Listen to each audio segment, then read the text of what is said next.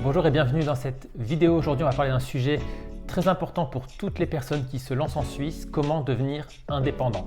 Qu'est-ce que cela veut dire que devenir indépendant? Quelles sont les étapes pour devenir indépendant en Suisse? C'est tout ce que nous allons voir à la fin de cette vidéo. Vous serez capable de comprendre comment vous pourrez devenir indépendant en Suisse ou pourquoi vous ne pourrez pas le devenir. Je suis Romain de entreprendre.ch et c'est parti pour une discussion sur le statut d'indépendant en Suisse.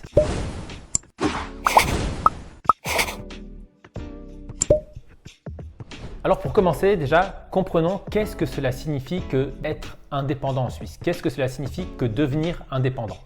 Un indépendant en Suisse, et pour ça on va se baser sur l'étymologie du mot, un indépendant, c'est une personne qui ne dépend pas d'autres personnes. Et dans le cas de l'entrepreneuriat, un indépendant, c'est un entrepreneur qui ne dépend pas d'un seul et unique client.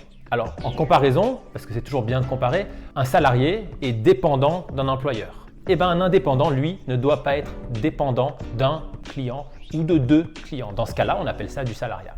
Et c'est tout ce qui va être recherché lorsque vous allez faire une demande d'indépendant. On en parlera dans quelques minutes. Du coup, pour devenir indépendant en Suisse, il faut avoir plusieurs clients, faire une activité en son nom et pour son compte, prendre les risques entrepreneuriaux, c'est-à-dire avoir un risque de ne pas être payé par ses clients, avoir un risque de réputation et également à la fin, gérer ses propres revenus et ses propres dépenses tout au long de son activité entrepreneuriale.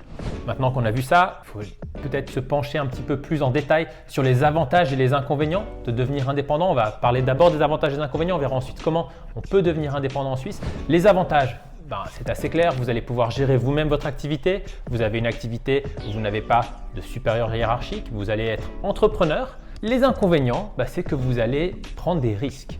Et le statut d'indépendant, c'est un statut qui dépend d'une structure juridique qui est la raison individuelle, l'entreprise individuelle. On parle beaucoup de cette structure juridique dans nos vidéos sur cette chaîne. C'est une structure juridique dans laquelle l'entrepreneur a une responsabilité illimitée et personnelle sur son patrimoine. Qu'est-ce que cela signifie? Cela signifie que l'entrepreneur va devoir, en cas de dette sur sa société, payer en utilisant son patrimoine privé les dettes jusqu'à ce que celles-ci s'éteignent. Et donc c'est un statut, le statut d'indépendant, la structure juridique, la raison individuelle, qui est risqué sur ce point parce que, en effet, vous allez être responsable de manière illimitée sur votre patrimoine, contrairement à d'autres sociétés, d'autres formes juridiques comme la SARL, la société à responsabilité limitée, où votre risque est limité au capital que vous allez apporter dans la société. Alors maintenant, voyons un peu les démarches administratives pour devenir indépendant. Vous l'avez compris, un indépendant, c'est une personne qui ne dépend pas. C'est une personne qui ne dépend pas d'un client et qui va du coup avoir plusieurs clients, plusieurs fournisseurs, qui va faire une activité en son nom et pour son compte. Et pour obtenir ce statut d'indépendant, il va falloir faire une demande d'affiliation auprès d'une caisse AVS. Et cette caisse AVS va statuer sur le statut d'indépendant que vous pouvez avoir ou ne pas avoir. Et du coup, c'est là que vous allez rapidement comprendre que pour devenir indépendant, il va falloir démontrer que vous l'êtes. Et qu'est-ce que ça veut dire démontrer qu'on est indépendant? Ça veut dire qu'il va falloir que vous commenciez votre activité. Il va falloir que vous facturiez vos premiers clients. Il va falloir que vous encaissiez ces clients. Il va falloir que vous ayez des investissements. Ils ne sont pas nécessairement monstrueux, mais vous avez certainement des investissements de départ pour créer votre société, des factures d'achat en lien avec votre activité, une assurance responsabilité civile parce qu'en tant qu'indépendant, vous avez une responsabilité illimitée, donc vous allez certainement prendre une assurance responsabilité civile professionnelle, un local avec un bail, des contrats avec vos clients, des devis. Tous ces éléments, lorsqu'ils vont être analysés par une personne à la caisse de compensation AVS que vous aurez choisie, vont dire si oui ou non on peut vous donner ce statut d'indépendant. Et donc, évidemment, vous allez devoir commencer à travailler pour obtenir ce statut d'indépendant.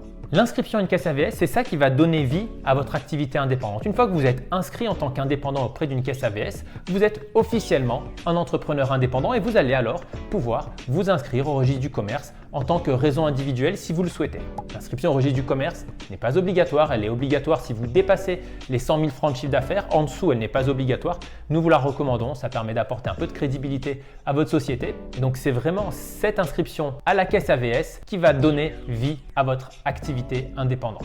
Dans les autres démarches à prendre en compte, bien sûr, il va falloir ouvrir un compte bancaire. Et une fois que vous aurez votre activité indépendante qui aura été reconnue par une caisse AVS, vous pourrez beaucoup plus simplement aller voir une banque et demander l'ouverture d'un compte professionnel. Nous vous recommandons d'utiliser un compte professionnel pour votre activité indépendante et de bien le séparer de votre compte privé. Pour quelle raison? Pour que la tenue de comptabilité soit plus simple, pour que en cas de contrôle, ce soit plus pratique de pouvoir montrer le relevé bancaire de l'activité professionnelle plutôt que de devoir montrer votre relevé bancaire privé avec vos dépenses privées dans lesquelles se mélangeraient des dépenses ou des revenus professionnels.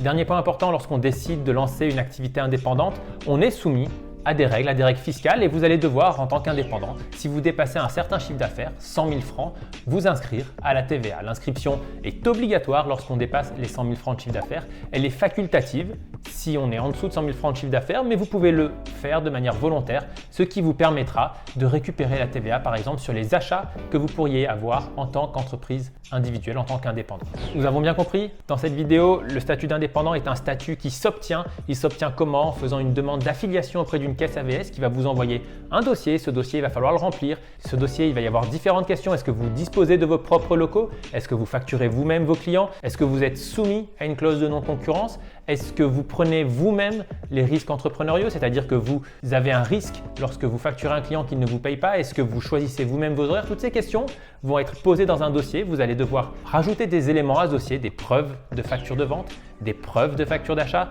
des preuves d'encaissement des factures de vente que vous avez émises. Et toutes ces choses mises bout à bout vont vous permettre d'obtenir ou de ne pas obtenir le statut d'indépendant. J'espère que cette vidéo était claire. Nous avons d'autres vidéos sur le sujet des indépendants, notamment sur la raison individuelle, sur la fiscalité des entreprises individuelles. N'hésitez pas à les consulter. N'hésitez pas à liker aussi cette vidéo, à partager cette vidéo. Abonnez-vous à cette chaîne et à très bientôt pour de nouvelles vidéos sur l'entrepreneuriat.